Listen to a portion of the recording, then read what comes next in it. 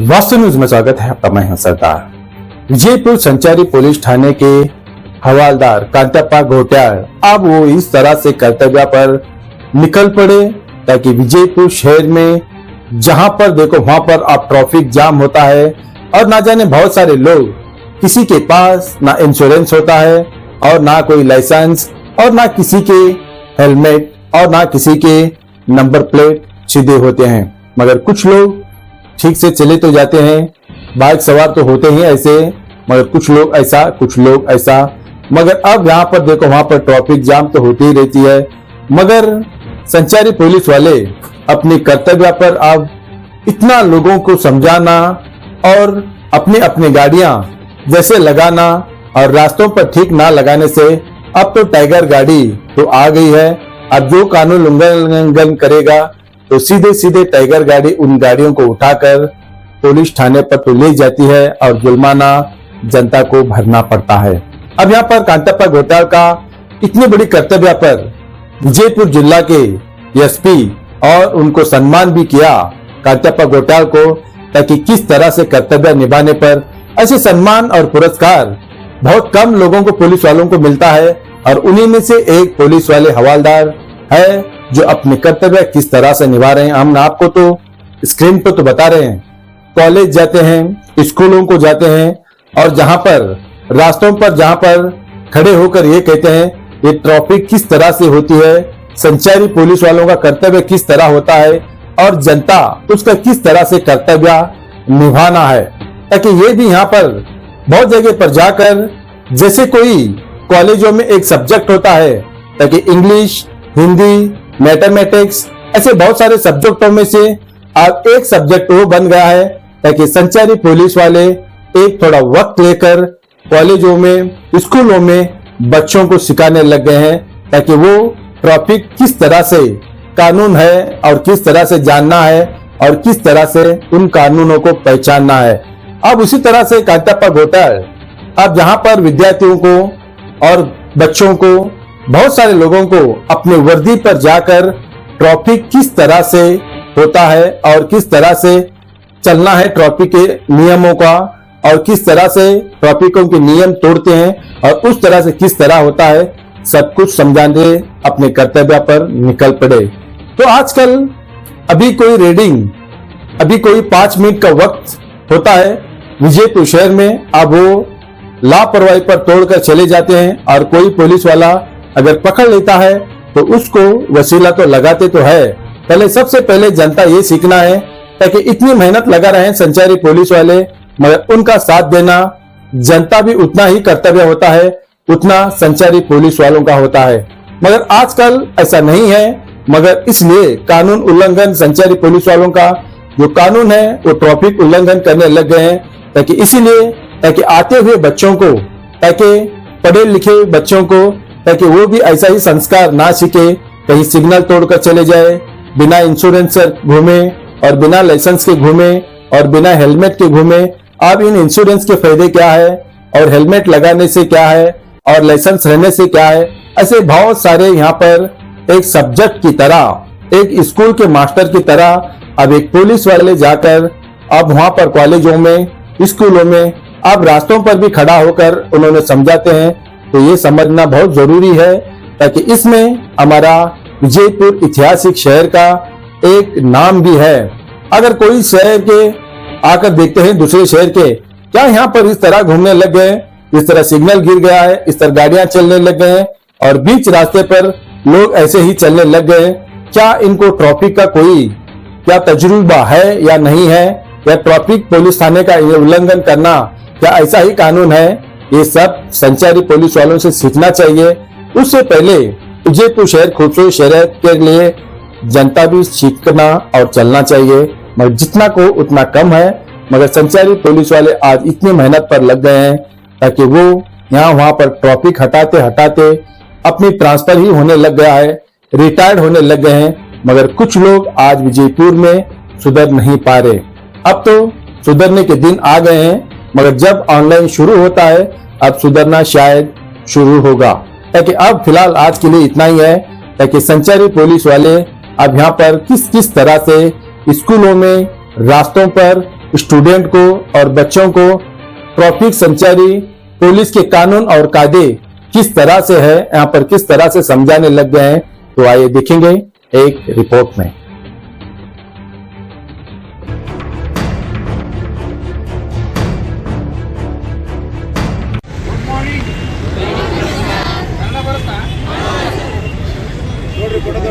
ಇವತ್ತ ಸಂಚಾರಿ police college ಸಂಯುಕ್ತ ಆಶ್ರಯದಲ್ಲಿ ಇವತ್ತು ಏನು ಮಾಡ್ತಾ ಇದೀವಿ ಅಂತಂದ್ರೆ ನ್ಯಾಷನಲ್ ರೋಡ್ ಸೇಫ್ಟಿ ಮಂತ್ ಅಂತ ಈಗಂತ ಬರ್ತಿರಲ್ಲ ಅದು ಮಂತ್ ಪ್ರತಿ ವರ್ಷ ಏನು ಮಾಡ್ತೀವಿ ಅಂತಂದ್ರೆ ನಾವು ರಾಷ್ಟ್ರೀಯ ರಸ್ತೆ ಸುರಕ್ಷತಾ ಅಂತೇಳಿ ಜನವರಿ 1ನೇ ತಾರೀಕಿನಿಂದ ಜನವರಿ 1ನೇ ತಾರೀಕಿನವರೆಗೆ ಒಂದು ತಿಂಗಳ ಪರ್ಯಂತವಾಗಿ ಸಂಚಾರಿ ನಿಯಮಗಳ ಬಗ್ಗೆ ಕೇಳಿಸ್ತಾ ಇದೆಯಲ್ಲ ಎಲ್ಲರಿಗೂ, ಸಂಚಾರಿ ನಿಯಮಗಳ ಬಗ್ಗೆ ಒಂದು ತಿಂಗಳ ಪರ್ಯಂತರವಾಗಿ ನಾವು ಏನು ಮಾಡ್ತೀವಿ, ಪಬ್ಲಿಕ್ ಅವೇರ್ನೆಸ್ ಕಾರ್ಯಕ್ರಮಗಳನ್ನು ಮಾಡ್ತೀವಿ.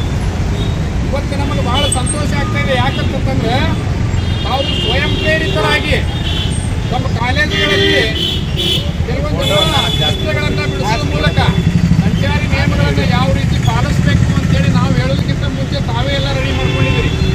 ಅದಕ್ಕಾಗಿ ನಮಗೆ ಬಹಳ ಸಂತೋಷ ಆಗ್ತಾ ಇದೆ. ಯಾಕಂತಂದ್ರೆ ದಿನನಿತ್ಯ ನಾವು ಏನಪ್ಪಾ ಅಂದ್ರೆ ರಸ್ತೆಯ ಮೇಲೆ ನಿಂತುಕೊಂಡು ಅವರಿಗೆ ದಂಡಗಳನ್ನು ಹಾಕಿ ಅವರಿಗೆ ಬುದ್ಧಿವಾದಗಳನ್ನು ಹೇಳ್ತಿದ್ದೀವಿ. ಏನಂತೇಳಿ ಸಂಚಾರಿ ನಿಯಮಗಳನ್ನು ಪಾಲಿಸ್ರಿ, ನಿಮ್ಮ ಜೀವಗಳನ್ನು ಉಳಿಸಿಕೊಳ್ಳಿ ಅಂತ ಹೇಳಿ ಪ್ರತಿನಿತ್ಯ ದಿನನಿತ್ಯ ನಮ್ಮ ಎಲ್ಲ ಅಧಿಕಾರಿಗಳು ಸಿಬ್ಬಂದಿ ವರ್ಗದವರು ದಿನನಿತ್ಯ ಶ್ರಮಿಸ್ತಾ ಇರ್ತೀವಿ ನಾವು. ಆ ಶ್ರಮ ಏನಪ್ಪ ಅಂತಂದ್ರೆ ಅದನ್ನ ತಾವೇ ಏನು ಮಾಡಿರಿ, ಸಂಚಾರಿ ನಿಯಮಗಳನ್ನು ನೀವು ಪಾಲಿಸೋದಲ್ಲವೇ ಸಾರ್ವಜನಿಕರಿಗೂ ಕೂಡ ಸಂಚಾರಿ ನಿಯಮಗಳ ಅರಿವು ಆಗಲಿ ಅಂತೇಳಿ ಒಂದು ಕಾರ್ಯಕ್ರಮವನ್ನು ಮಾಡೋಣ ಅಂತೇಳಿ ನೀವು ಇಲ್ಲಿ ಗಾಂಧಿ ಚೌಕ್ ಸರ್ಕಲ್ ಬಂದ್ರಿ, ಹೌದಲ್ರಿ? ಓಕೆ, ನೀವೇನು ಮಾಡ್ತೀರಿ, ಈಗ ಕೆಲವೊಂದು ಆಕ್ಸಿಡೆಂಟ್ಗಳು ಯಾವ ರೀತಿ ಆಗ್ತವ, ಆಕ್ಸಿಡೆಂಟ್ಗಳು ಏನು ಕಾರಣಗಳು ಅನ್ನೋದ್ರ ಬಗ್ಗೆ ಡೆಮೋ ಕೂಡ ಕೊಡ್ಲಿಕ್ಕೆ ರೆಡಿ ಆಗಿದ್ದೀರಿ. ನೀವು ಹೋದ ವರ್ಷ ಕೂಡ ಮಾಡಿದ್ರೆ ಚೆನ್ನಾಗಿ ಬಂದಿದೆ. ಈ ವರ್ಷ ಕೂಡ ತಾವು ಮಾಡ್ರಿ. ನಮ್ಗೆ ಈ ಸಹಕಾರ ಏನಪ್ಪಾ ಅಂತಂದ್ರೆ ನಮ್ಮ ಟ್ರಾಫಿಕ್ ಪೊಲೀಸರ ಜೊತೆ ನಿಂತು ಅಂತಂದ್ರೆ ಇನ್ನೂ ನಮಗೇನಾಗುತ್ತಂದ್ರೆ ಎಲ್ಲ ಸಂಚಾರಿ ನಿಯಮಗಳನ್ನು ಪಾಲಿಸಲಿಕ್ಕೆ ಸಾರ್ವಜನಿಕ ತಿಳುವಳಿಕೆ ಹೇಳಕ್ಕೆ ಅನುಕೂಲ ಆಗ್ತದೆ ಅಂತ ವಿಚಾರ. ಈಗ ತಾವು ಯಾವ ರೀತಿ ಸಂಚಾರಿ ನಿಯಮಗಳನ್ನು ಪಾಲಿಸಬೇಕು, ಪಾಲಿಸದೇ ಇದ್ರೆ ಯಾವ ರೀತಿ ಅವಘಡಗಳಾಗ್ತಾವೆ, ಅಪಘಾತಗಳಾಗ್ತಾವೆ. ಅಪಘಾತಗಳು ಯಾಕೆ ಆಗ್ತಾವ್ರಿ, ಆಕ್ಸಿಡೆಂಟ್ ಯಾಕೆ ಆಗ್ತಾವೆ, ಯಾವ ಉದ್ದೇಶದಿಂದ ಆಕ್ಸಿಡೆಂಟ್ಗಳಾಗ್ತಾವೆ, ಓವರ್ ಸ್ಪೀಡ್ ಮತ್ತೆ ಮದ್ಯಪಾನ ಮಾಡಿ ವಾಹನ ಓಡಿಸೋದ್ರಿಂದ, ಡ್ರೈವ್ ಮಾಡೋದ್ರಿಂದ ಆಕ್ಸಿಡೆಂಟ್ ಯಾಕೆ ಆಗ್ತಾವ ಅಂತಂದ್ರೆ ಒಂದು ವಾಹನದ ತಾಂತ್ರಿಕ ದೋಷದಿಂದ, ಹೌದಲ್ರಿ? ಆಮೇಲೆ ಇನ್ನೊಂದು ರಸ್ತೆ ಸರಿಯಾಗಿ ಇರಲಾರದೆ ಇರೋದ್ರಿಂದ, ಹೌದಾ?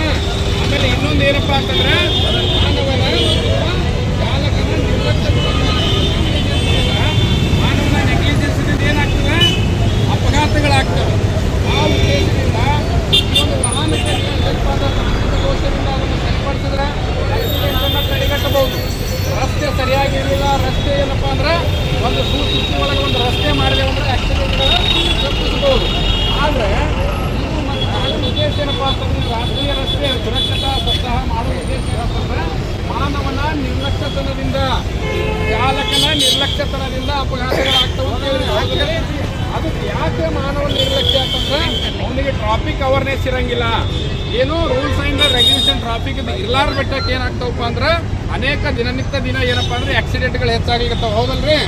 ಅದಕ್ಕಾಗಿ ಇವತ್ತೆಲ್ಲ ಶಾಲಾ ಕಾಲೇಜುಗಳಿಗೆ, ಸಂಘ ಸಂಸ್ಥೆಗಳಿಗೆ, ಸಾರ್ವಜನಿಕರಿಗೆ ತಿಳುವಳಿಕೆ ಯಾಕೆ ಹೇಳಬೇಕಂದ್ರೆ ಆಕ್ಸಿಡೆಂಟ್ ರೇಟ್ ಕಡಿಮೆ ಮಾಡಬೇಕು, ಅಪಘಾತಗಳ ಸಂಖ್ಯೆ ಕಡಿಮೆ ಮಾಡಬೇಕನ್ನೋ ಉದ್ದೇಶದಿಂದ ಈ ರಾಷ್ಟ್ರೀಯ ರಸ್ತೆ ಸುರಕ್ಷತಾ ಒಂದು ಮಂತ್ ನಾವು ಆಚರಣೆ ಮಾಡ್ತೀವಿ ಪ್ರತಿ ವರ್ಷ, ಹೌದಲ್ರಿ?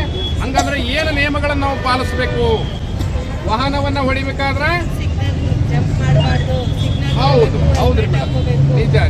ಒಂದು ದ್ವಿಚಕ್ರ ವಾಹನ ಅಥವಾ 4 ಚಕ್ರದ ವಾಹನವನ್ನ ಓಡಿಸ್ಬೇಕಾದ್ರೆ ನಮ್ಗೆ ಎಷ್ಟು ವಯಸ್ಸಾಗಿರ್ಬೇಕ್ರಿ? 18. Very good. 18 ವರ್ಷ ನಮಗೆ ಇರಬೇಕು. ಆಮೇಲೆ ನಮಗೆ ವಾಹನ ಹೊಡ್ಲಿಕ್ಕೆ ಲೈಸೆನ್ಸ್ ತಗೊಳ್ಳಿಕ್ಕೆ ನಾವು ಅರ್ಹರಾಗ್ತೀವಿ. ಅಲ್ಲಿ ನಾವು ಲೈಸೆನ್ಸ್ ತಗೊಳ್ಳಿಕ್ಕೆ ಬರಂಗಿಲ್ಲ. ಅಲ್ಲಿ ತನಕ ನಾವು ಯಾವುದೇ ರೀತಿಯಿಂದ ವಾಹನಗಳನ್ನು ಓಡಿಸ್ಬಾರ್ದು. ಆಯಿತು, 18 ವರ್ಷ ಆಗಿದೆ, ನಾವು ಏನಪ್ಪ ಅಂದ್ರೆ RTO ಅವರಿಂದ ಲೈಸೆನ್ಸ್ ತೊಗೊಂಡಿದ್ದೀವಿ. ಇನ್ನು ಏನು ನಿಯಮಗಳನ್ನು ಪಾಲಿಸಬೇಕು, ಈ ದ್ವಿಚಕ್ರ ವಾಹನ ಅಂದ್ರೆ ಮೋಟರ್ ಸೈಕಲ್ ಓಡಿಸ್ಬೇಕಾದ್ರೆ ಕಡ್ಡಾಯವಾಗಿ ನಾವೇನಪ್ಪ ಅಂತಂದ್ರೆ ಹೆಲ್ಮೆಟ್ ಅನ್ನು ಧರಿಸಿರ್ಬೇಕು. ಹೆಲ್ಮೆಟ್ ಯಾಕೆ ಧರಿಸ್ಬೇಕು? ಆಕ್ಸಿಡೆಂಟ್ ಆದಾಗ ಮನುಷ್ಯನ ಭಾರವಾದ ಅಂಗ ಯಾವುದ್ರಿ? ಮುಖ್ಯವಾದ ಅಂಗ ಮನುಷ್ಯಂದು ತಲೆ ಇರುವುದರಿಂದ ಆಕ್ಸಿಡೆಂಟ್ ಆದಕ್ರ ಕೆಲವೊಂದು ಕೈ ಕಟ್ಟಾದ್ರೆ ಕಾಲು ಕಟ್ಟಾದ್ರೆ ಮನುಷ್ಯ ಬದುಕಬಹುದು. ಆಮೇಲೆ ತೆಲಿಗೆ ಪೆಟ್ಟಾದದ್ದು ಉದಾಹರಣೆಗಳಿಲ್ಲ. ನಾವು ಪ್ರತಿನಿತ್ಯ ಆಕ್ಸಿಡೆಂಟ್ ಆದ ಸ್ಪಾಟಿಗೆ ಹೋಗ್ತಿರ್ತೀವಿ, ಅಲ್ಲಿ ಏನೋ ಅವ್ರಿಗೆ ಕೈಕಾಲಿಗೆ ಗಾಯಗಳೇ ಆಗಿರಲ್ಲ, ಕೈಗೆ ಆಗಿಲ್ಲ, ಕಾಲಿಗೆ ಆಗಿರಲ್ಲ, ಆದ್ರೂ ಡೆತ್ ಆಗಿರ್ತಾನೆ. ಯಾಕಾಗಿರ್ತಾನಪ್ಪ ಅಂತಂದ್ರೆ ಅವ್ನಿಗೆ ಹೆಡ್ ಇಂಜುರಿ ಆಗಿರ್ತದೆ. ಹೆಡ್ ಇಂಜುರಿ ಆಯ್ತಂದ್ರೆ ಮನುಷ್ಯ ಬದುಕುಳಿದು ಬಹಳ ವಿರಳ. ಆ ಉದ್ದೇಶದಿಂದ ಏನಪ್ಪಾ ಅಂತಂದ್ರೆ ಎಲ್ಲರೂ ಕಡ್ಡಾಯವಾಗಿ ದ್ವಿಚಕ್ರ ವಾಹನವನ್ನು ಓಡಿಸ್ಬೇಕಾದ್ರೆ ಹೆಲ್ಮೆಟ್ ಅನ್ನು ಕಡ್ಡಾಯವಾಗಿ ಹಾಕೋಬೇಕು.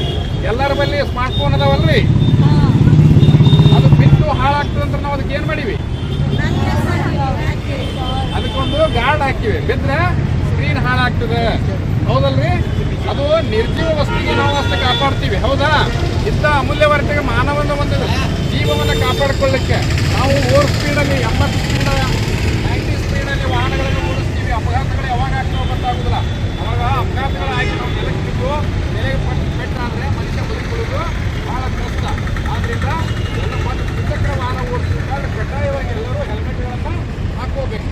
ಆಮೇಲೆ ಇರಬೇಕು. ಯಾವುದೇ ಒಂದು ವಾಹನವನ್ನ ನೋಡಿ ತೆಗೆದುಕೊಂಡು ಬರಬೇಕಾದ್ರೆ ಕಡ್ಡಾಯವಾಗಿ ವಿಮೆ ಇರಬೇಕು, ಇನ್ಶೂರೆನ್ಸ್ ಇರಬೇಕು. ಯಾಕೆ ಇನ್ಶೂರೆನ್ಸ್ ಇರಬೇಕಂತಂದ್ರೆ ಒಂದು ಯಾವುದೇ ಆಕ್ಸಿಡೆಂಟಲ್ಲಿ ವಾಹನ ಅಪಘಾತ ಆದಾಗ ಆ ಮನುಷ್ಯ ಮೃತಪಟ್ಟ ಅಂದ್ರೆ ಅಥವಾ ಶಾಶ್ವತ ಅಂಗವಿಕಲ ಆದಂದ್ರೆ ಅದಕ್ಕೆಲ್ಲ ಪರಿಹಾರ ಯಾರು ಕೊಡ್ತಾರೆ?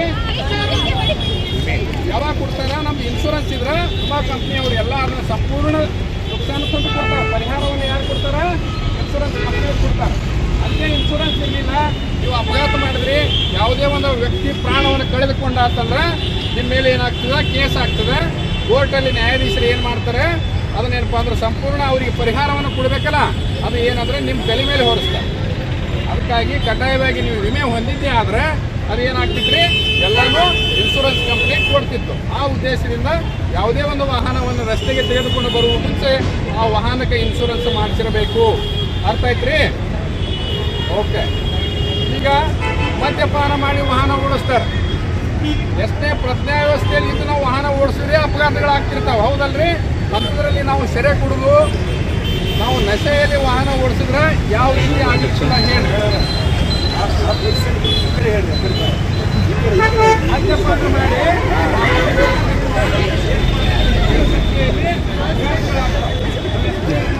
ಅಡ್ಡಿತರಾಗಿ ವಾಹನಗಳನ್ನು ಓಡಿಸ್ತಿರ್ತೀವಿ. ನಾವು ಎಷ್ಟೇ ಹುಷಾರಾಗಿ ವಾಹನ ಓಡಿಸಿದ್ರು ಕೂಡ ಎಲ್ಲಿಂದ ಬರ್ತಕ್ಕಂಥ ವಾಹನ ಚಾಲಕ ಯಾವ ಸ್ಥಿತಿಯಾಗಿರ್ತಾನೆ ಅವನ ಮನಸ್ಥಿತಿ ಅವನು ನಿರ್ತು ಗೊತ್ತಾಗಲ್ಲ, ಹೌದಲ್ರಿ? ಅದಕ್ಕಾಗಿ ಏನಪ್ಪ ಅಂದ್ರೆ ನಾವು ಅದರಲ್ಲಿ ಮದ್ಯಪಾನ ಮಾಡಿ ಡ್ರಿಂಕ್ಸ್ ಮಾಡಿ ವಾಹನಗಳನ್ನು ನಾವು ಓಡಿಸಿದ್ದೇವಂತಂದ್ರೆ ಮುಂದಿರ್ತಕ್ಕಂಥವ್ರು ಪ್ರಾಣ ನಾವು ತೆಗಿತೀವಿ ಮತ್ತು ನಮ್ಮ ಪ್ರಾಣ ಕೂಡ ನಾವು ಹಾಳು ಮಾಡ್ತೀವಿ. ಆ ಉದ್ದೇಶದಿಂದ ಏನಪ್ಪ ಅಂದ್ರೆ ಮದ್ಯಪಾನ ಮಾಡಿ ವಾಹನ ಓಡಿಸಿದ್ರೆ ನಮಗೆ ಏನಪ್ಪ ಕೋರ್ಟಲ್ಲಿ 10,000 ರೂಪಾಯಿ ದಂಡ, ಡ್ರೈವ್ ಮಾಡಿದ್ರೆ 10,000 ರೂಪಾಯಿ ದಂಡ ಆಗ್ತದೆ. ಆ ಉದ್ದೇಶದಿಂದ ಯಾರೂ ಮದ್ಯಪಾನ ಮಾಡಿ ವಾಹನವನ್ನು ಓಡಿಸಬಾರ್ದು.